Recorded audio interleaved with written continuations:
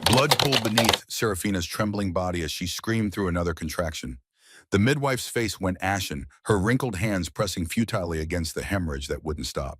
"The bleeding won't cease," the old woman whispered, her voice carrying the finality of a death sentence. "She'll be gone within the hour." Thorn, the twin executioner, who'd sent 100 men to their graves without so much as a tremor in his hand, gripped Serafina's fingers with white knuckles. His scarred face, usually carved from stone, twisted with something no condemned soul had ever witnessed in those storm-gray eyes. Fear.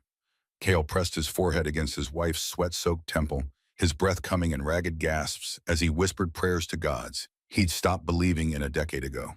This woman, once a condemned witch they'd been ordered to watch burn at dawn, was now their entire world. 10 years of stolen happiness, 4 beautiful children sleeping in rooms down the hall, a life built from ashes and defiance. And it might all end tonight. "Shepherd's purse," Serafina gasped through clenched teeth, her voice barely audible over her own labored breathing. "Tincture, the blue bottle. Now." Thorn didn't hesitate. He was already moving his warrior's instincts, recognizing the command in her tone. Cale stayed, one hand pressed against the wound, the other cradling her face.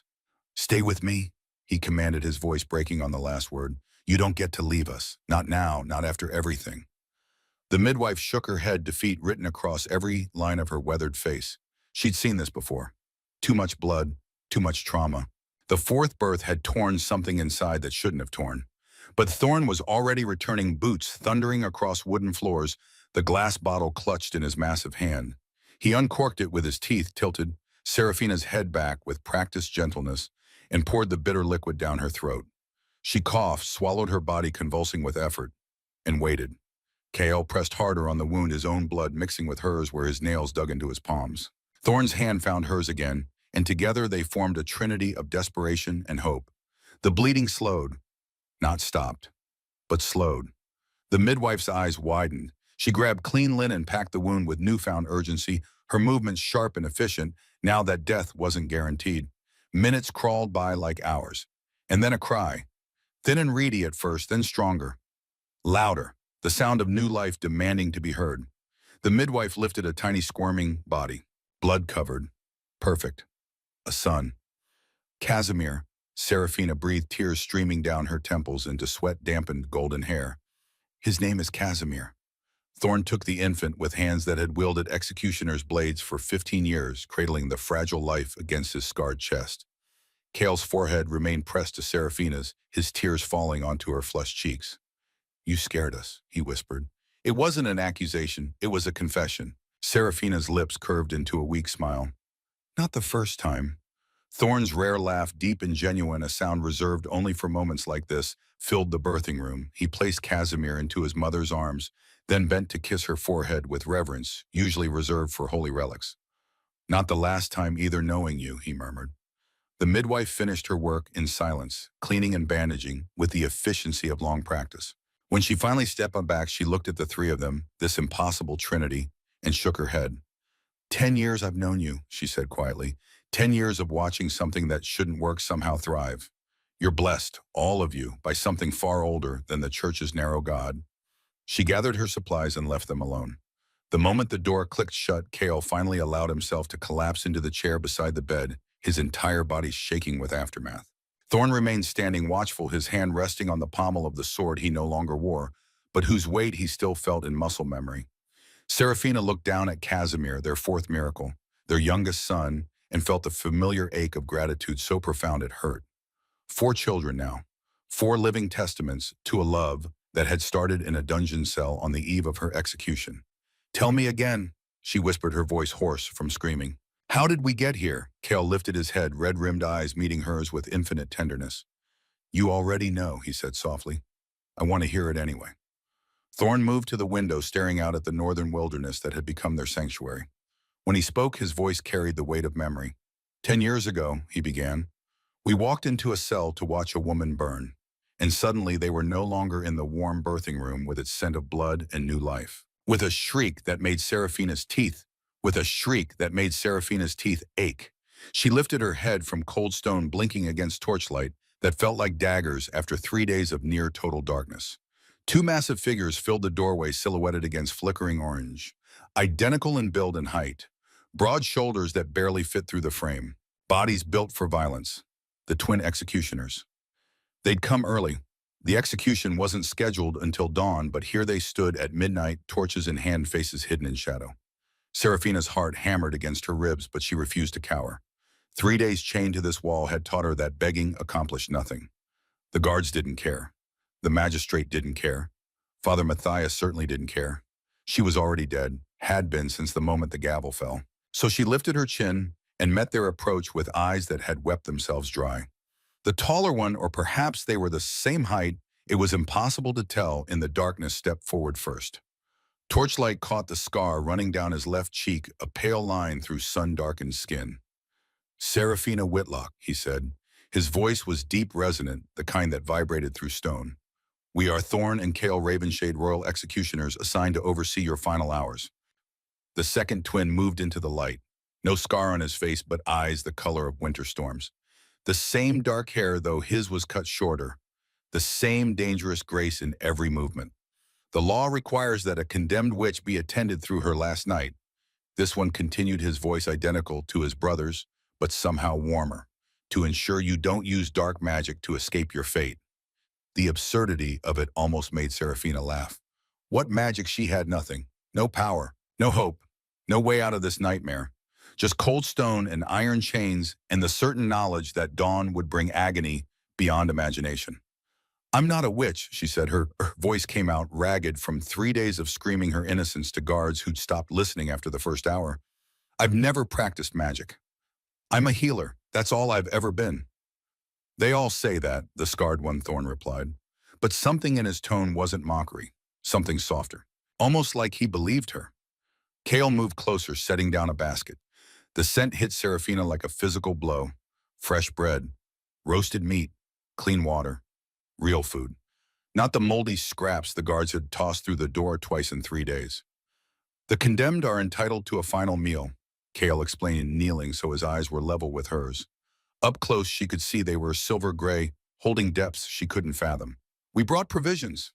Serafina stared at the basket like it might contain serpents. "Why show me kindness? You're executioners. You're here to watch me burn." "We're here to do our duty," Thorn said, crouching on her other side. Now she was flanked by their larger frames, their heat radiating through the cold dungeon air. "But our duty doesn't require cruelty." Kale reached into the basket and pulled out bread, tearing off a piece. He held it to her lips with surprising gentleness for a man whose hands were stained with the blood of the condemned. "Eat," he said softly. "You'll need strength." "For what?" Serafina asked, bitter laughter bubbling up from somewhere deep and broken. "For burning. Does it matter if I'm strong when they tie me to the stake?" "It matters," Kale replied, his voice carrying unexpected conviction. "Everything matters until the last breath." Something in how he said it, how they both looked at her with eyes that held neither contempt nor pity, but something closer to respect, made tears spring forth again. She'd thought herself cried out, but apparently grief had deeper reserves than she'd known. She let Kyle feed her the bread. It was fresh, still warm from the baker's oven, and she nearly sobbed at the simple pleasure of it. How long since she'd eaten anything but stale crusts and moldy cheese? Thorn held a water skin to her lips, and she drank gratefully cool liquid, soothing her parched throat. "Thank you," she whispered when she could speak again. "Save your gratitude." Thorn said, his expression unreadable in the flickering torchlight. "The night is long, and there are things we must discuss." Fear spiked through her exhaustion. What kind of things? What did executioners need to discuss with the condemned beyond the mechanics of death? But Kale's hand came up to brush a strand of golden hair from her face, the gesture surprisingly tender for a man built like a warrior. "We need to understand the truth," he said quietly. "Starting with this, how did a woman your age remain untouched by any man?" Heat flooded Serafina's cheeks despite the cold. They knew, of course they knew. The magistrate's physician had examined her, confirmed her virginity as part of the trial's humiliation. "How did you—" "It's in the records," Thorn explained, his tone matter-of-fact. "The physician noted it, said it was unusual for a woman of 23 years to be unclaimed." The way he said unclaimed sent an unexpected flutter through her belly. Serafina looked between them, these two massive men who could do anything they wanted in this locked cell, and felt a strange mixture of fear and something else, something she had no name for. "I never wanted the men in my village," she said quietly, meeting first Kale's gaze, then Thorn's. "They were rough, crude. They saw women as property to be used. I wanted something different. What did you want? Kale asked, and there was genuine curiosity in his voice. Serafina took a breath, wondering why she was answering honestly. Maybe because she was already dead. Maybe because these men, for all their capacity for violence, looked at her like she was a person rather than a witch to be burned. I wanted to be seen, she admitted. Really seen. Not just for my face or my body, but for me. I wanted someone who would care about my pleasure, not just their own. I wanted to matter. The twins exchanged a glance, some silent communication passing between them that she couldn't interpret. Then Thorne spoke, his words measured and deliberate. The charges against you. Tell us everything. So she did. She told them about her mother who'd taught her to brew healing teas before the plague took her 5 years ago. About the herbs she grew in her garden, chamomile for sleep, willow bark, for fever, yarrow, for wounds. She told them about 8-year-old Emma, the farmer's daughter, who'd been burning with fever for 3 days. About how Emma's mother had begged Serafina for help when the village physician pronounced the child beyond saving. I gave her willow bark tea, Serafina said, her voice shaking with remembered fear and fury, and cool compresses to bring down the fever. I sat with her through the night. By morning the fever had broken. Emma lived. When Father Matthias called it witchcraft, Kale said softly, it wasn't a question. He said I'd used dark magic to cheat death, that I must have made a bargain with demons. When I tried to explain it was just medicine, just a knowledge my mother had passed down, he said that knowledge itself was demonic, that only God has the right to decide who lives and dies. Thorne's jaw tightened, a muscle jumping beneath the scar on his cheek. What about Magistrate Blackthorn's son? The memory made Serafina's stomach turn. She closed her eyes, but the images came anyway. Lucian Blackthorn tried to force himself on me, she said flatly. In the market square in broad daylight. He was drunk. He grabbed me, started tearing at my clothes. I fought him off with a cast iron pan, broke his nose, gave him a scar he'll carry for life. Good, Kale said with quiet venom. His father decided I'd bewitched Lucian. That no son of his would want a common healer unless she'd use magic to seduce him. The crop failures gave them the perfect excuse. Drought ruined the harvest, but it was easier to blame a witch than admit the magistrate had mismanaged the grain stores. Thorne's hand found hers where it lay shackled against cold stone. His fingers were warm, calloused, surprisingly gentle as they wrapped around hers. We're listening now, he said simply. What good does it do? Serafina whispered, fresh tears spilling down her cheeks. You can't stop what happens at dawn. The sentence is passed. The pyre is built. I'm going to die screaming, and everyone I ever helped will watch and believe I deserved it. Maybe, Kale said, his thumb brushing away her tears with unexpected tenderness. Maybe not. The night isn't over yet. Something in his tone made her look up sharply. What do you mean? The twins exchanged another glance. Some decision passed between them in that silent language only they shared. Then Thorne spoke, his voice low and serious. We've been executioners for 15 years. We've sent many to death. Murderers, traitors, those who truly deserved their fate. His eyes held hers unflinching. But we've also seen innocent people die because it was convenient, because someone powerful wanted them gone. We've learned to recognize the difference. And you think I'm innocent? Hope flared in Serafina's chest, fragile and desperate as a candle in wind.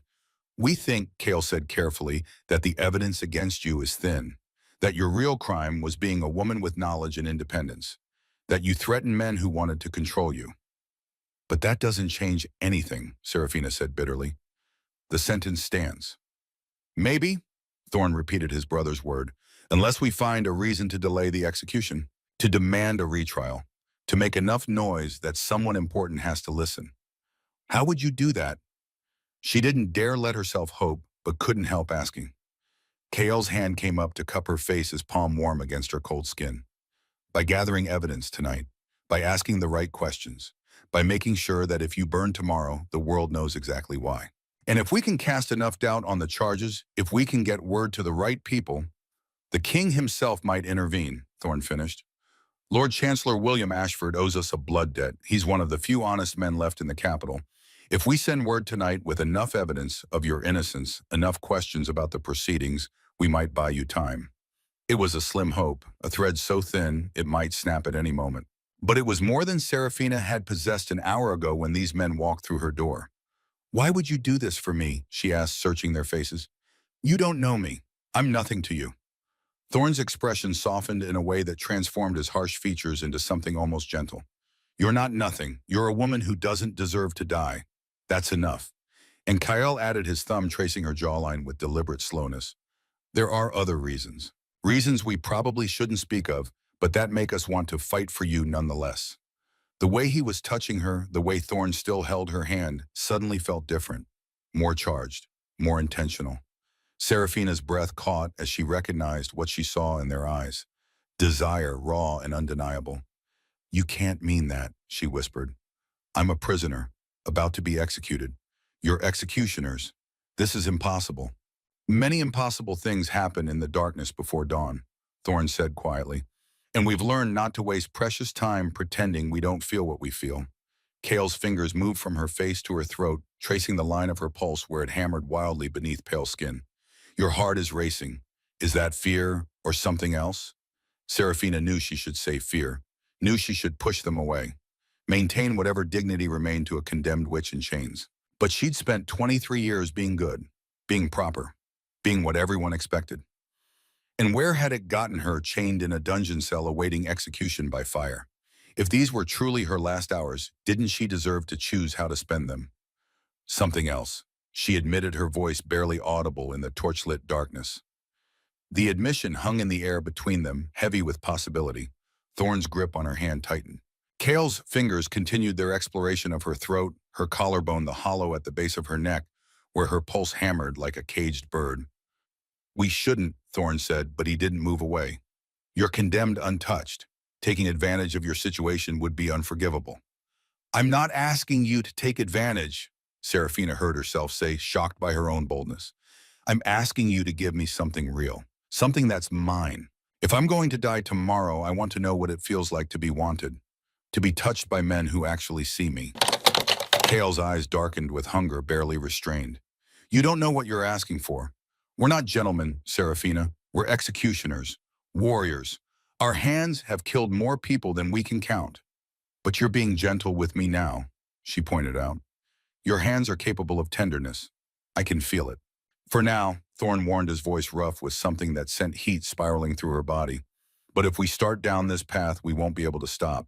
Both of us would want you. Both of us would claim you. The implication stole her breath. Two men. Both of them. The impossibility of it should have terrified her. Instead, it made her feel alive in a way she'd never experienced. Then teach me, she whispered, meeting first Thorne's eyes, then Kale's. Show me. Give me one night where I'm not a witch or a prisoner or a victim. Give me one night where I'm just a woman being desired by men I desire in return. The confession hung between them like a drawn blade, dangerous, irrevocable, changing everything. Thorne's eyes blazed with something fierce and hungry. Kale's breathing grew heavier, his hand still resting against Serafina's throat, where he could feel every racing beat of her heart. If we do this, Kale said carefully, each word weighted with intent, there's no going back. Even if we manage to save you, even if we get you a retrial and prove your innocence, you'll never be the untouched maiden again. Your virtue will be gone. Some would say we've ruined you. Serafina almost laughed at the bitter irony. My virtue is going to burn with me at dawn. At least this way it means something. At least this way I choose how to spend my last night. Thorne leaned closer, his breath warm against her ear. And if we save you, if we manage to prove your innocence and get you free, what then?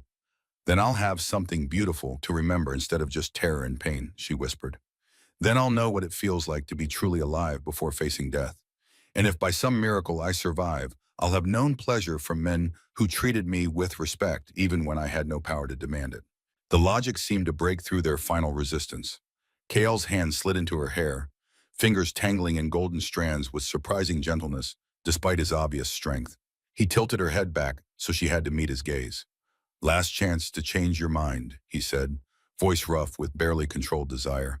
Once we start, we won't stop until you've experienced everything you've been missing. Every touch, every sensation, every pleasure your body is capable of feeling.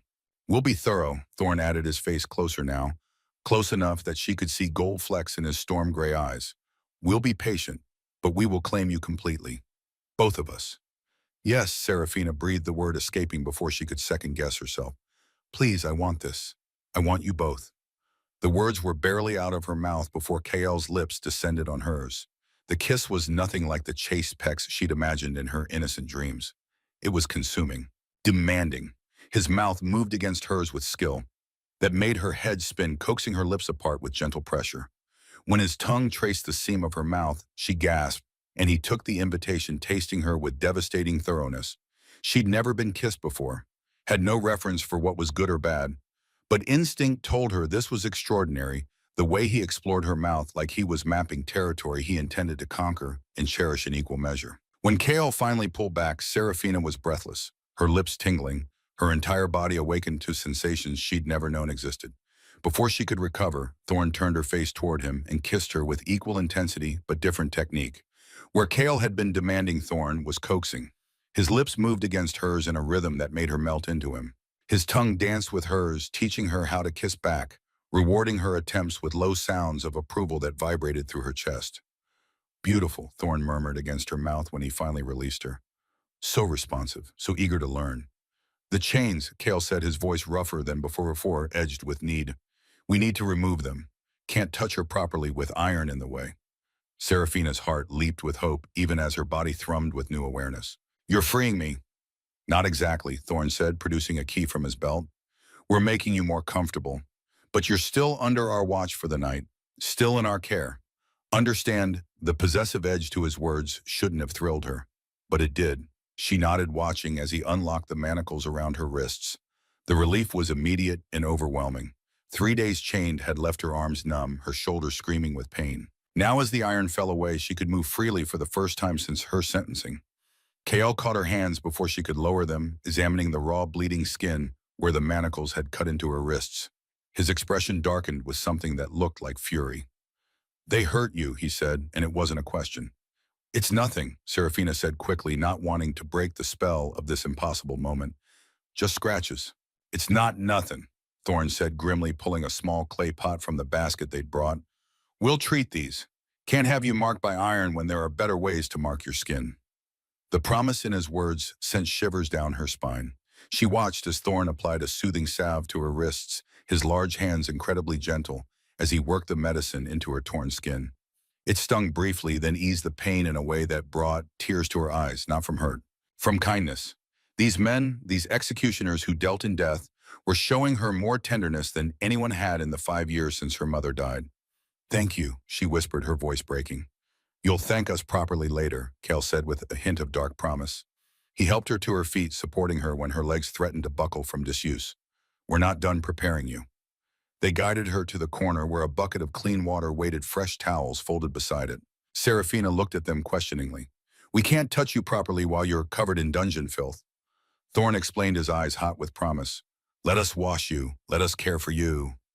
The intimacy of the offer made her blush, but she nodded. She'd been in the same torn shift for 3 days, wearing nothing but rags stained with sweat and fear and despair. The idea of being clean again felt like luxury beyond measure. Kale's hands went to the ragged hem of her shift, and he paused, waiting for permission. Yes, she breathed. He lifted the garment over her head in one smooth motion, and suddenly she stood before them completely bare, exposed, vulnerable in a way that should have terrified her. But the way they looked at her with reverence, rather than crude hunger, made her feel powerful instead of powerless. By all the gods. Thorne breathed, his gaze traveling over her curves with open appreciation. You're perfect. Perfect, Kale agreed, his eyes equally worshipful as he took in her pale skin, the golden hair that fell to her waist, the curves that had been hidden beneath shapeless prison rags. How could anyone want to destroy something so beautiful? They wet towels in the bucket, wrung them out, and began to wash her with slow, deliberate care. Thorne worked on her upper body while Kale focused below their hands, mapping every inch of her skin as they cleaned away dirt and sweat in 3 days of dungeon grime. The touches were intimate but not crude, thorough but not rushed. Serafina found herself relaxing into their care despite the strangeness of the situation, 2 massive warriors bathing a condemned woman in a prison cell at midnight. When Thorne's cloth-covered hand swept over the swell of her breast, she gasped at the unexpected sensation. He paused, meeting her eyes with silent question. When she didn't pull away, he continued, his touch growing bolder. His thumb brushed over the sensitive peak through the damp cloth until it hardened beneath his attention. So responsive, he murmured, approval warming his voice. Does this feel good? Yes, she admitted breathlessly, shocked by how much truth that single word contained. And this, Kale's hands had moved to her inner thighs, washing with firm strokes that made her legs tremble. He was getting dangerously close to the place no man had ever touched, the center of her, that was already responding to their attention in ways she didn't fully understand. Yes, she whispered again, the word becoming a mantra of surrender. They continued their ministrations, their touches growing progressively more intimate, more deliberately arousing. By the time they finished washing, her Serafina was trembling with need, her body aching for something she'd never experienced but desperately wanted. Thorn wrapped her in a clean blanket, pulling her against his broad chest, while Kael dried her legs with gentle hands.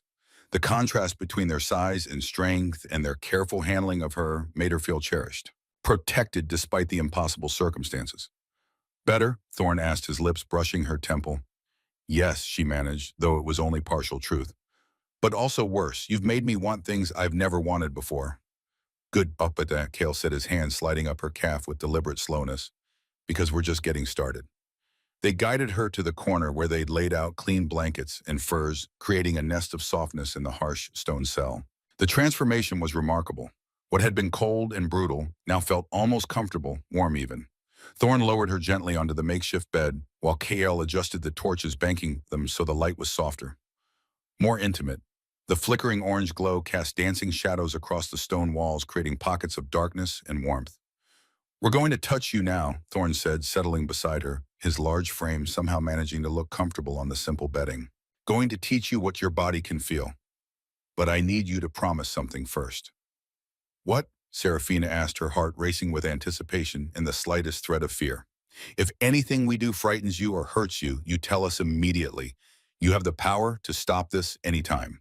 Understand, the irony of having power in this cell where she was utterly powerless wasn't lost on her. But she appreciated the gesture, the way they were trying to give her agency, even when they held all the actual control. I understand, she said softly. I promise. Kyle lay on her other side, and suddenly she was sheltered between two warriors, their larger bodies creating a cocoon of warmth and safety. Their hands began to move over her skin, exploring, learning, finding the places that made her gasp and the spots that made her moan. You're so soft, Kale murmured, his palm sliding over her stomach, her ribs the gentle slope of her breast. Like silk in moonlight. Thorn's mouth found the curve of her neck, kissing and nibbling with careful attention until she was arching into the sensation. Sensitive here, he noted with satisfaction. Good to know. Their touches grew bolder, more purposeful. Thorn's hand cupped her breast fully now, his thumb circling the hardened peak until Serafina cried out with pleasure she'd never imagined. Kale's hand slid between her legs, his fingers gentle as they explored folds already slick with arousal. So wet, Kale said with clear satisfaction. His voice dropped to a register that sent heat pooling low in her belly. Your body knows what it wants, even if your mind hasn't caught up yet. Serafina couldn't form words, could only surrender to the sensations they were creating. Thorn's mouth moved lower, finding the sensitive peak of her breast and taking it between his lips. The wet heat of his tongue combined with the gentle suction made stars burst behind her closed eyes. Meanwhile, Kael's fingers found the bundle of nerves at the apex of her thighs, circling with practiced skill. The dual assault on her senses was overwhelming, too much and not enough all at once. She'd touched herself before in the darkness of her cottage, had discovered that certain movements brought pleasure, but it had never felt like this. Never this consuming, this all-encompassing. That's it, Kale encouraged as she writhed between them, her body moving of its own accord, seeking more of whatever they were doing. Let yourself feel it. Don't fight it. I can't, she gasped, overwhelmed by sensation. It's too much. You can, Thorn said against her skin, his voice firm with command. We've got you. You're safe. Let go. His mouth continued its attention to her breast, while Kael's fingers worked magic between her legs, building pleasure so intense she thought she might shatter from it. The pressure grew and grew, coiling tighter in her core until Serafina was sobbing with the intensity of it. She'd never felt anything like this building wave that threatened to crash over her and pull her under. Let go, they commanded together, their voices blending into one. And she did. The release crashed over her like a physical force, pulling her under, drowning her in sensations so intense she screamed their names. Her body convulsed with pleasure that radiated from her center to every extremity, wave after wave of ecstasy that seemed to go on forever. Through it all, they held her, touched her, drew out every tremor and aftershock until she collapsed boneless and trembling against the furs. Beautiful, Thorn murmured, pressing kisses to her flushed skin. Absolutely beautiful. Kale's hand moved to her face, turning her toward him so he could kiss her deeply. She could taste herself on his fingers where they'd touched her most intimately, and instead of shame, she felt a surge of power. These men had shown her what her body was capable of feeling, had given her pleasure beyond anything she'd imagined. That was just the beginning, Kale said when he broke the kiss, his gaze blazing with promise. Your first peak, but far from your last tonight. I don't think I can survive more, Serafina admitted honestly, her body still trembling with aftershocks. You can, Thorn assured her, his features soft with something that looked almost like tenderness. Because we're going to spend all night teaching you exactly what you've been missing. They gave her time to recover, holding her between them, their hands stroking soothing patterns on her sensitized skin. But the reprieve was temporary. Soon Kale's kisses grew more demanding. Thorn's touches became more purposeful. And Serafina felt her body responding again, despite the impossibility of it, heat-building, desire rekindling. Tell us about your life before, Kale said softly, his fingers tracing lazy circles on her hip. Before the accusations. What did you dream of?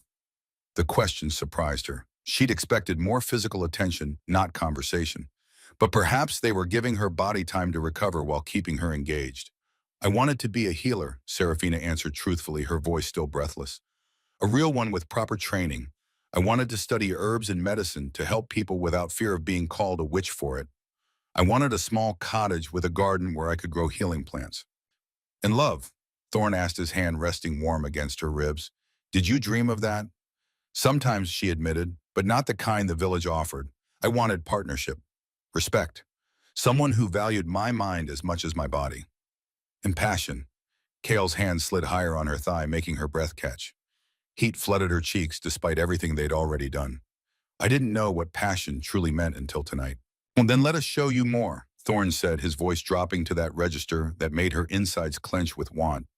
Let us give you every dream you've been denied.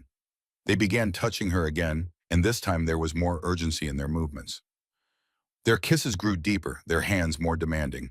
Thorn positioned himself above her, while Kale moved to her side, both of them focused on her with single-minded intensity. Both of you, she asked, voice shaking with anticipation and the faintest thread of fear. At the same time, and not yet, Thorn said, gently brushing golden hair back from her face. You're not ready for that, but we'll both pleasure you, both learn what makes you scream our names. Yes, she breathed, surrendering completely. Please. Thorn's mouth descended on hers again, kissing her with a thoroughness that made her forget her own name. His hands roamed her body, learning every curve, every dip, every place that made her gasp. Meanwhile, Kael's mouth blazed a trail down her body, kissing, licking, nibbling his way from her shoulder to her breast to her stomach. When his mouth finally reached the apex of her thighs, Serafina's entire body jolted with shocked pleasure. The sensation was unlike anything she'd imagined. Wet heat and skilled movements that had her crying out within seconds. Thorn swallowed her moans with his kisses, his hands continuing their exploration, while his brother worked between her legs with devastating expertise. Kale's tongue circled and probed, finding spots that made her see stars. When he slid a finger inside her, stretching her gently, carefully, she thought she might come apart from the dual sensations. So tight, Kale murmured it against her sensitive flesh, his breath hot and maddening. We'll need to prepare you carefully before either of us can claim you properly. The reminder of what was coming sent fresh arousal flooding through her. Thorn's hand moved to join his brother's, and she felt both their fingers working together, stretching her, readying her for something bigger. Does it hurt? Thorn asked, watching her face intently for any sign of pain. No. Serafina gasped, overwhelmed by the fullness, the pressure, the building pleasure. It feels full, but good. So good. That's just 2 fingers, Kale said, his voice rough with barely restrained desire. Imagine how it will feel when it's us filling you, when we're buried deep inside claiming every inch. The words combined with the physical sensations pushed her toward the edge again.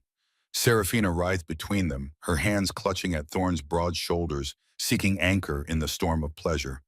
Please, she begged, though she wasn't entirely sure what she was begging for. Please, what? Thorn demanded, his gaze boring into hers. Tell us what you need. I need you. You, she gasped, the words tumbling out uncensored. Inside me. Both of you, I need to know what it feels like to be claimed completely. The twins exchanged a heated look over her trembling body, some silent communication passing between them that she couldn't decipher. Then Kael withdrew his fingers, making her whimper at the loss.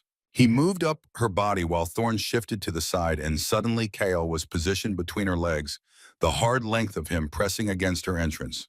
Are you certain? Kale asked, his voice strained with the effort of control. Once I take your innocence, there's no going back. You'll belong to us completely. I'm certain, Serafina said firmly, meeting his eyes without flinching. I want this. I choose this. Kale's expression softened even as his eyes blazed with hunger. Then hold on to Thorn, because I'm not going to be gentle. You wanted to feel alive, Serafina. I'm going to make you feel so alive you'll never forget this night. Before she could respond, he pushed forward, breaching her entrance in one firm thrust that stole her breath and filled her completely. The sensation was overwhelming pain and pleasure mixing in ways she couldn't separate. She cried out, her hands fisting in Thorn's dark hair, as Kael's considerable length stretched her beyond anything fingers could have prepared her for. Breathe. Thorn coached, his hands framing her face with surprising gentleness. The pain will pass, I promise. And it did. As her body adjusted, as Kael held perfectly still to give her time, the burning sensation faded. What remained was a fullness that felt right, perfect, like this was how it was always meant to be. Better? Kael asked through clenched teeth, every muscle in his body taut with the effort of restraint. Better, she confirmed, her voice steadier now.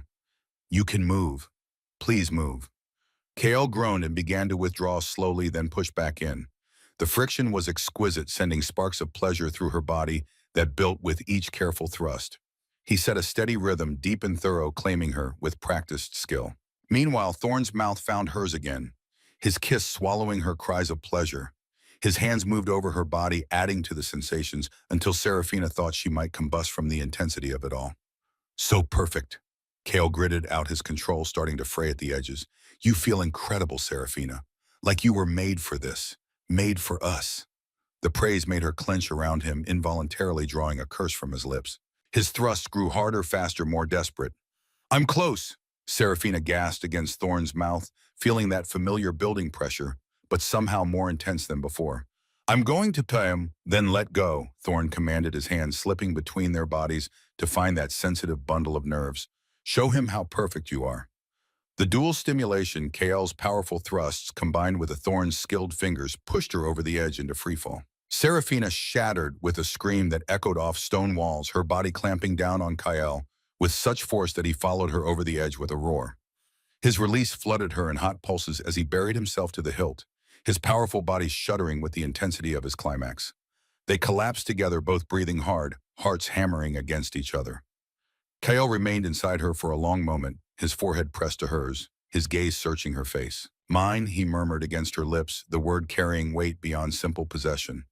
Ours now, Serafina. Completely and utterly ours. Ours, Thorn agreed from beside them, his hands stroking her sweat-dampened hair with surprising tenderness. No matter what happens at dawn, no matter what the magistrate or the priest or the whole kingdom says, you belong to us now. Serafina felt tears spring to her eyes, not from pain or regret, but from the overwhelming emotion of being claimed so thoroughly. These men who dealt in death had given her life in its most primal, beautiful form. When Kael finally withdrew, she felt the loss acutely. But Thorn was already there with a damp cloth, cleaning her, gently tending to her, with the same care a husband might show his beloved wife. The intimacy of it, the aftercare following passion, moved her almost as much as the act itself.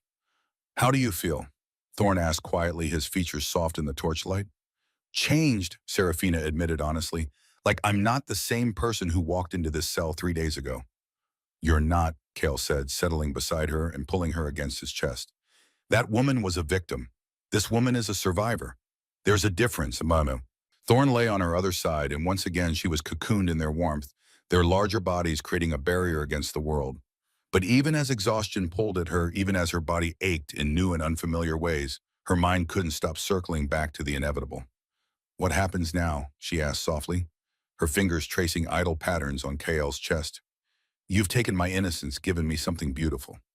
But the sentence still stands. Dawn is coming. Now we write letters, Thorn said, his tone shifting from lover to strategist. Send word to every contact we have in the capital.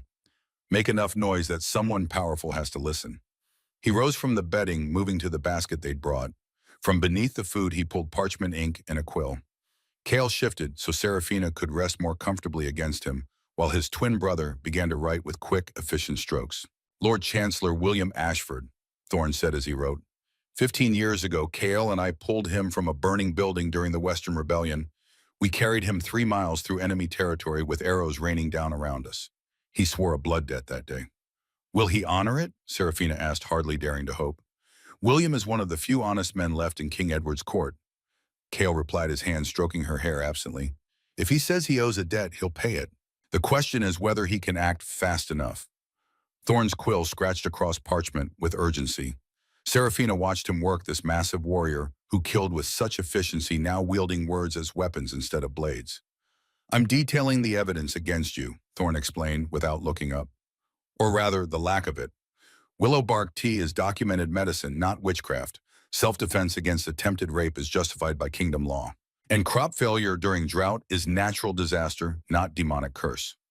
Father Matthias won't see it that way, Serafina said bitterly. To him, any knowledge a woman possesses is suspect. Father Matthias is a zealot, Cale said with quiet venom, and zealots make enemies. William will know how to exploit that. Thorne sealed the first letter with wax, then began a second, and a third. By the time he finished, he'd written to 5 different people. Lord Chancellor Ashford, 2 members of the King's Council, a retired general who owed them favors, and surprisingly, the King's own sister, Princess Catherine. The princess? Serafina asked, confused. A rare smile crossed Thorne's face.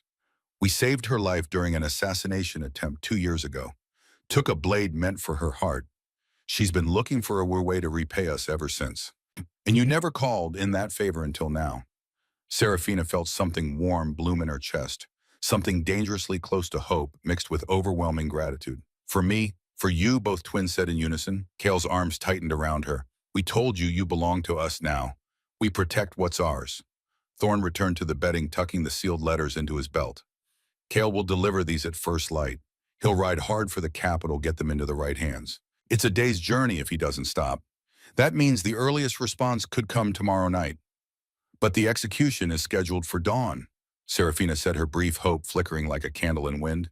Which is why I'll be arguing for a delay, Thorne explained. As your assigned executioner, I have the right to request postponement if I suspect improper procedure. It won't buy us much time, maybe a day, 2 at most, but it might be enough. And if it's not, the question hung heavy between them. Cale's hand found hers in the darkness, his fingers lacing through hers, with surprising tenderness for a man who'd just claimed her with such intensity. Then we have other options, he said quietly, his tone carrying an edge that sent shivers down her spine. Options we didn't want to use because they would brand us traitors. But if it's between that and watching you burn, the choice is simple. Serafina sat up, turning to look at him with wide eyes. I won't let you throw away your lives for me. You've already given me more than I ever hoped for. You've made my last night beautiful. That's enough. It's not enough, Thorne said fiercely, his gaze blazing in the torchlight. We've claimed you, Serafina. That means we protect what's ours, no matter the cost. Even if it means running, she asked. Leaving everything behind.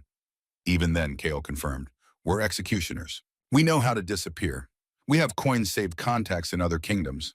The northern territories beyond the Frost Peaks don't recognize King Edward's authority. We could start fresh there. But your honor, Serafina protested, your reputation, everything you've built. Honor, Thorne's laugh was bitter sharp as broken glass.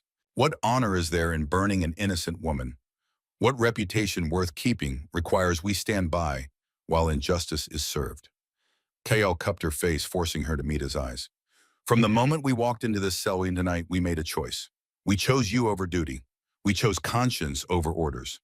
There's no going back from that, Serafina. Win or lose, live or die, we're with you now. The declaration broke something open inside her, some dam she'd built to hold back the flood of emotions. Tears spilled down her cheeks as the full weight of what they were offering crashed over her. These men, these strangers who'd entered her cell mere hours ago, were willing to sacrifice everything for her. Their positions, their reputations, perhaps even their lives. Why, she whispered, searching their faces. Why would you risk so much for someone you barely know? Thorne's expression softened in a way that transformed his harsh features into something almost gentle. Because in 15 years of dealing death, we've learned to recognize what's worth saving. And you, Serafina Whitlock, are worth saving. Besides, Cale added, a hint of dark humor threading through his voice, we didn't barely know you. We knew you the moment we walked through that door and saw you counting stones to keep yourself sane. We knew you when you lifted your chin and refused to beg. We knew you when you told us about healing a dying child despite knowing it would be used against you. We knew your worth, Thorne finished quietly, even if you didn't. Serafina couldn't speak past the lump in her throat. Instead, she reached for them both, pulling them close, needing the solid warmth of their bodies to ground her in this impossible moment. They held her as she cried not from fear anymore, but from the overwhelming recognition that she wasn't alone. That even in this dark cell awaiting execution, she'd found something precious. Connection, understanding, maybe even love, though it seemed impossible to name it that after only hours. When her tears finally subsided, exhaustion crashed over her like a wave. The emotional intensity combined with physical exertion had drained her completely. Sleep, Thorne murmured, arranging the furs more comfortably around them. You'll need your strength for whatever tomorrow brings. I don't think I can sleep, Serafina admitted, though her eyes were already growing heavy, not knowing what's waiting at dawn. Then we'll stay awake with you, Kale said simply. Talk to us. Tell us about your mother, about your life before all this. So she did. In the quiet hours before dawn, wrapped between two warriors who'd become her unlikely protectors, Serafina spoke of her childhood, of her mother who'd taught her the names of every healing herb before she could read, of summer days spent in the garden learning which plants eased pain and which brought sleep. She told them about her father dead before she was born, and how her mother had raised her alone with strength and grace, about the cottage she'd inherited, the patients who'd come seeking her help, the satisfaction of healing wounds and easing suffering. And she told them about the loneliness the years spent watching other women find husbands and build families while she remained apart, waiting for something she couldn't name. I never wanted the life they offered, she said softly, her head resting on Kale's chest while Thorne's fingers traced patterns on her hip. Marriage to some farmer who'd see me as property. Children born from duty rather than desire. I wanted more, but I didn't know what. And now, Thorne asked quietly. Serafina considered the question, thinking about the impossible situation she found herself in. Condemned to death, yet lying between two men who'd shown her more tenderness in one night than she'd known in years. Facing execution at dawn, yet feeling more alive than ever before. Now I know what I was waiting for, she admitted. I just wish I'd found it under different circumstances. The circumstances don't matter, Kale said firmly. Only the outcome, and we're not done fighting for that outcome yet. As if to punctuate his words, the first pale fingers of dawn began creeping through the high window of the cell, gray light that heralded the approaching sunrise. The execution hour. Serafina felt her breath catch, fear clawing its way back through the warm cocoon they'd created. Thorne felt the tension in her body and tightened his hold. Not yet, he said, his voice carrying the weight of command. Dawn has barely broken. We have time still. But even as he spoke, footsteps echoed in the corridor outside. Heavy boots, multiple guards. This was it. They'd come to take her to the pyre. Kale and Thorne were on their feet instantly, warriors' instincts overriding everything else. They positioned themselves between Serafina and the door hands, going to weapons they'd set aside during the night. But when the door swung open, it wasn't guards who entered. It was a single man, perhaps 50 years old, with gray threading through dark hair and the bearing of someone accustomed to authority. He wore fine clothes beneath a traveling cloak, still damp with morning dew, and his boots were mud-splattered, as though he'd ridden hard through the night. Lord Chancellor, Thorne said, surprise evident in his tone. What are you doing here? William Ashford's sharp eyes swept the cell, taking in the makeshift bed, Serafina wrapped in a blanket between the two executioners, the obvious intimacy of the scene. One eyebrow rose slightly, but he said nothing about what he observed. Your letter reached me an hour past midnight, he said without preamble. I rode through the night because the situation is more urgent than you know. The execution, Kale began, has been postponed, William interrupted, by my authority as Lord Chancellor and representative of the King's justice. But that's not why I came personally. He stepped fully into the cell, and now Serafina could see the exhaustion in his face, the grim set of his jaw. Tell me quickly, he said, his gaze fixing on Serafina. Is this woman truly innocent? Yes, my lord, Thorne said without hesitation. We've questioned her extensively. The evidence has fabricated the charges baseless. William studied Serafina with eyes that missed nothing. She fought the urge to cover herself more thoroughly, instead lifting her chin and meeting his gaze directly. You are Serafina Whitlock, he said. It wasn't a question. I am my lord, she replied, keeping her voice steady despite her racing heart. Tell me about the child, Emma, the one you allegedly bewitched. So she did. She explained about the fever, the willow bark tea, the all-night vigil. About Emma's mother begging for help when the physician had given up. About the moment the fever finally broke and the child opened her eyes. There was no magic, my lord, Serafina said firmly. Just medicine. Knowledge my mother passed down, same as any craft passed from parent to child. William was silent for a long moment, his expression unreadable. Then he said, the physician who pronounced Emma beyond saving was his name Thomas Ashford. Serafina blinked in surprise. Yes, my lord. Why? A ghost of a smile crossed William's face.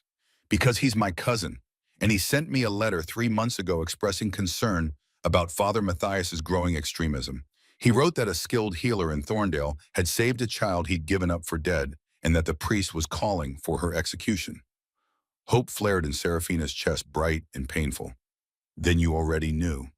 I suspected, William corrected. But suspicion isn't proof. I needed to hear it from you, from them.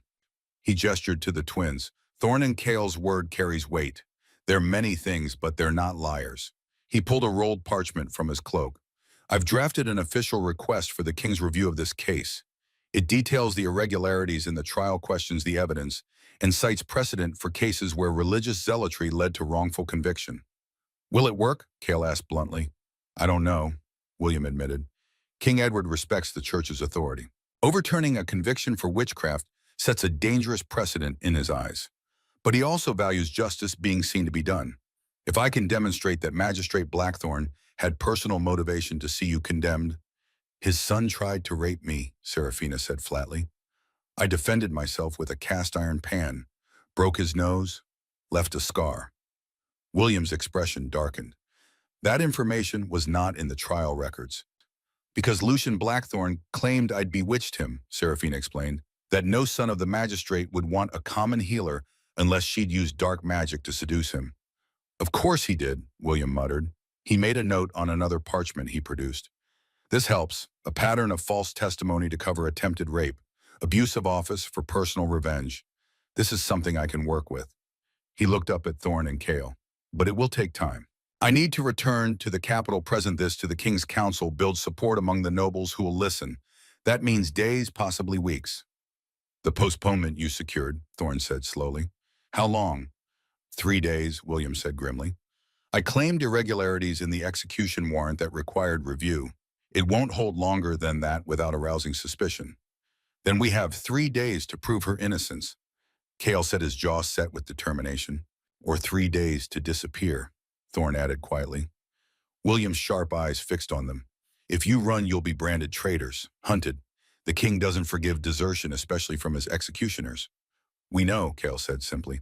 The Lord Chancellor was quiet for a moment, studying the three of them with an expression Serafina couldn't quite read. Then he sighed.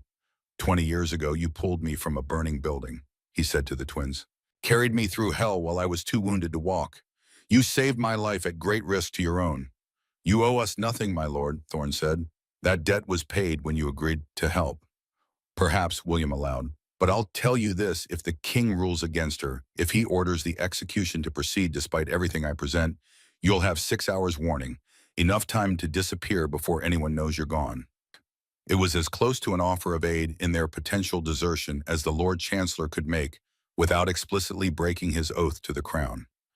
Thank you, Cale said quietly. William nodded once, then turned his attention back to Serafina. You'll be moved from this cell within the hour. The East Tower has more appropriate accommodations for someone awaiting the king's judgment. Thorne and Cale will serve as your personal guards. Officially, they're ensuring you don't attempt escape. Unofficially, he let the sentence hang, but the implication was clear. The twins would be her protection against any further attempts to harm her before the king could rule. I'm grateful, my lord, Serafina said, meaning it with every fiber of her being. Hold your thanks until the king rules, William said. The magistrate won't accept this postponement, quietly. Neither will Father Matthias. They'll see it as a threat to their authority. Watch for retaliation. We will. Thorne promised, his hand moving unconsciously to where his sword usually hung. William moved toward the door, then paused. One more thing. The king will want to know why 2 of his most valued executioners are taking such personal interest in a condemned witch. What should I tell him? The twins exchanged a glance. Some silent communication passed between them, that wordless language only they shared. Then Cale spoke, his voice firm and unwavering. Tell him we believe in justice, my lord, and that sometimes justice requires questioning authority rather than blindly following it. William's lips curved in a slight smile. That's a dangerous philosophy for executioners. Then perhaps, Thorne said quietly, we've been in the wrong profession all along. The Lord Chancellor left with that cryptic exchange hanging in the air. The moment the door closed behind him, Serafina released a breath she hadn't realized she'd been holding. 3 days, she whispered. We have 3 days. 3 days to prove your innocence, Kale agreed, pulling her into his arms. Or 3 days to plan our escape. Either way, Thorne said, moving to stand beside them, you're not going to burn. That much I promise you. Serafina looked up at these two warriors who'd entered her cell as strangers and were now willing to sacrifice everything for her. She didn't have words for what she felt. Gratitude seemed insufficient. Love seemed impossible after only one night. But whatever it was, it burned bright and fierce in her chest. Thank you, she said simply, for everything, for believing me, for fighting for me, for giving me hope when I had none. Always, they said together. And in that moment, wrapped in their arms as pale dawn light crept through the high window, Serafina allowed herself to believe that maybe, just maybe, she might actually survive this. That the condemned witch might yet live to see another sunset. That love found in darkness could survive the harsh light of day. The East Tower was a different world from the dungeon cell. Serafina stood in the center of the circular room, hardly able to believe the transformation. Stone walls, yes, but hung with tapestries that softened the cold. A real bed with clean linens and thick furs, a table with chairs, windows, actual windows that looked out over forest and mountains, letting in pale morning sunlight. It's beautiful, she whispered, her voice thick with emotion. Thorne set down the basin of fresh water he'd carried up the tower stairs. It's temporary, until the king rules. But it's still more than I had yesterday, Serafina said, turning to face both twins. Yesterday I was counting hours until I burned. Today I have windows and hope. Kale crossed to her, pulling her against his chest with the easy familiarity of a man who'd already claimed her body. Today you have us. That's what matters. For the next 4 days they settled into a strange routine. Thorne rode to gather evidence, testimony from Emma's mother, witnesses to Lucian's assault. Kale remained with Serafina, her constant guardian and occasional lover. On the 5th night, Serafina woke to the sound of shattering glass. Kale was already moving sword in hand, positioning himself between her and the window where 3 dark figures were climbing through. Assassins, hired killers with faces hidden behind black cloth. Stay behind me, Kale commanded, his voice deadly calm. But Serafina didn't cower. Her eyes found the oil lamp on the bedside table. As the first assassin lunged at Kale with a dagger, she grabbed the lamp and swung with all her strength. The glass exploded against the man's skull. He dropped like a stone. Kale's sword flashed silver in the moonlight, cutting down the second attacker with brutal efficiency. The third hesitated, fatal mistake. Kale's blade found his throat. Within seconds, it was over. 2 dead, 1 unconscious. Thorne burst through the door, sword drawn, face twisted with fury at finding the scene. Sarah, are you hurt? I'm fine, she gasped, still clutching the broken lamp base. Her hands were shaking now. Adrenaline fading. I hit one of them. Kale knelt beside the unconscious assassin, checking his pockets. He pulled out a coin purse heavy with gold. 200 pieces, Blackthorn's seal on the pouch.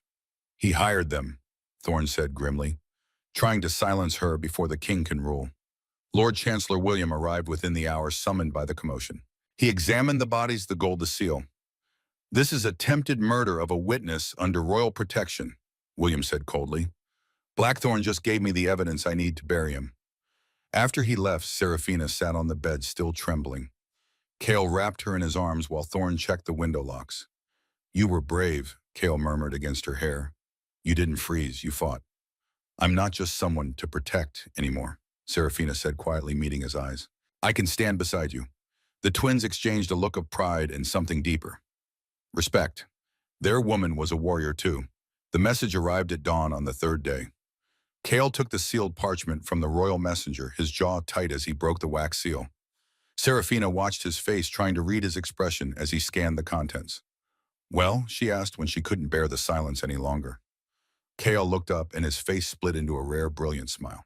The king has ruled in your favor. All charges dismissed. You're free. Serafina's legs went weak. She would have fallen if Kale hadn't caught her, pulling her against his chest as tears streamed down her face. Free, she sobbed. I'm actually free. Completely. Kale confirmed, his own voice rough with emotion. William's presentation convinced the council.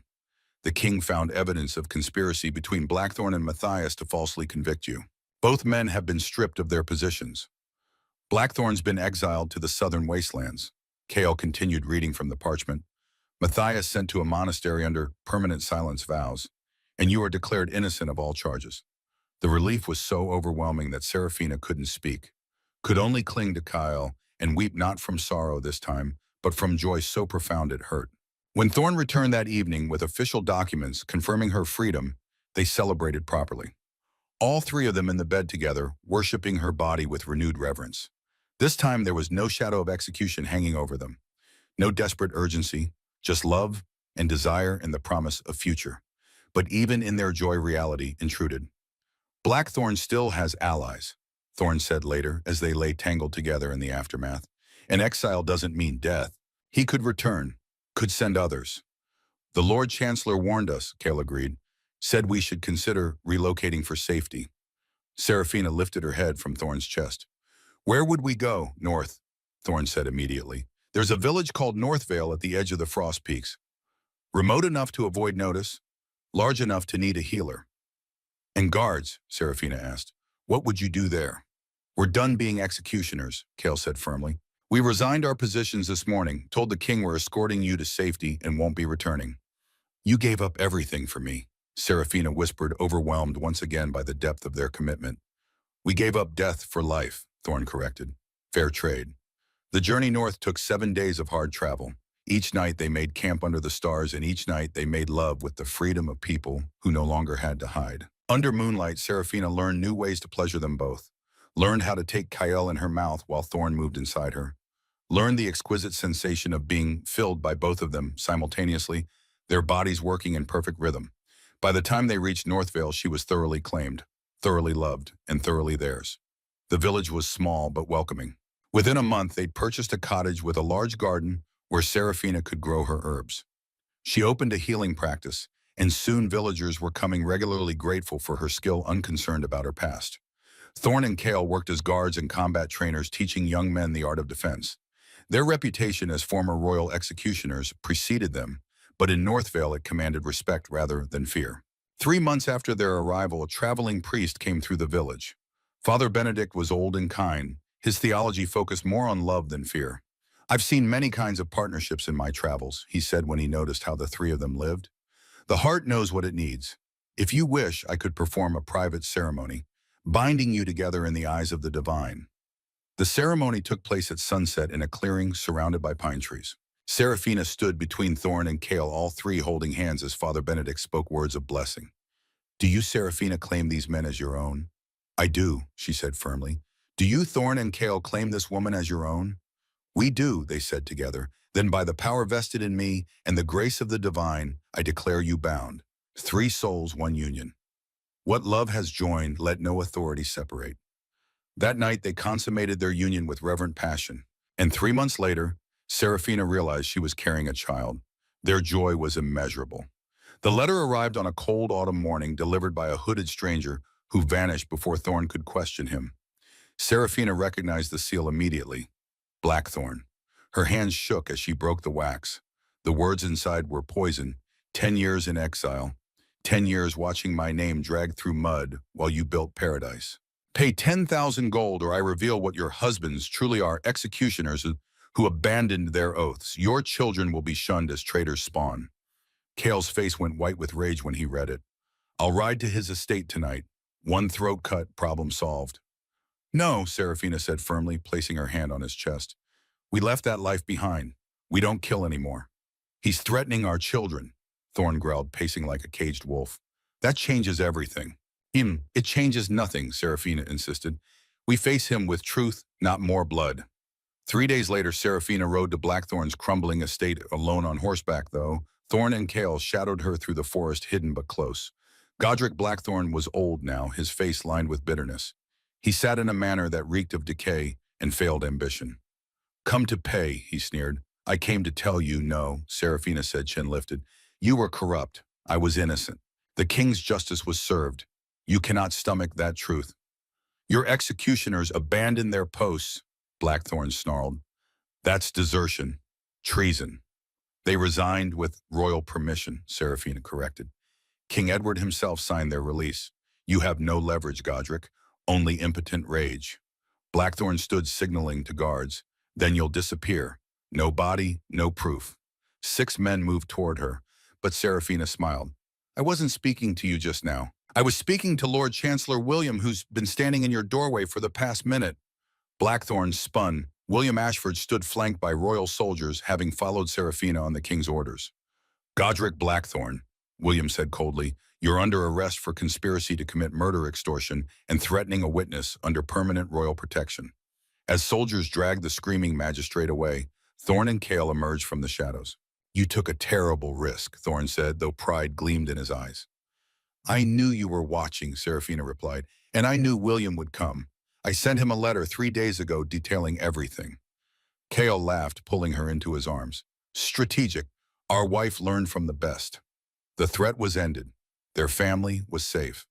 1 week later, Serafina went into labor with their 4th child, which brought them full circle back to the birthing room, back to the moment Casimir entered the world, back to Serafina, nearly dying and saving herself with shepherd's purse. When the midwife finally left them alone, the 3 of them sat together on the bed. Serafina held Casimir, while Thorn and Cale flanked her, their hands resting protectively on their growing family. 4 children, Serafina marveled, her voice full of wonder. Alaric, our firstborn. Thaddeus and Isolde, the twins who came together. And now Casimir, our youngest. 3 sons and our precious daughter, Cale murmured, pressing a kiss to her temple. Our family is complete. Through the window, they could see their other children playing in the garden. 9-year-old Alaric teaching his younger siblings the names of healing herbs. 8-year-old twins, Thaddeus and Isolde, racing through the vegetable rows. And now Casimir, the youngest, completing their family. Tell me again, Serafina said softly. How did we get here? Thorn's features softened with memory. 10 years ago, we walked into a cell to watch a woman burn. And instead we saved her, Cale continued. We saved each other, Serafina finished. She looked at the 2 men who'd risked everything for her, who'd given up positions and prestige and safety to build this life, who loved her with a devotion that never wavered. Former executioners who'd become healers of a different kind. Warriors who'd chosen love over duty. Men who'd walked into darkness and brought light. I was condemned to burn, Serafina said quietly, her voice full of wonder. I should have died screaming in agony, alone and terrified. Instead, I found you. Found this. She gestured to their home, their children, the life they'd built from ashes. Sometimes the condemned don't just survive, Thorn said, pressing a kiss to her temple. They triumph. Sometimes, Cale added, his hand gentle on their newborn son's tiny head. The darkest moments lead to the greatest light. Outside, the sun set over the frost peaks, painting the sky in shades of gold and crimson.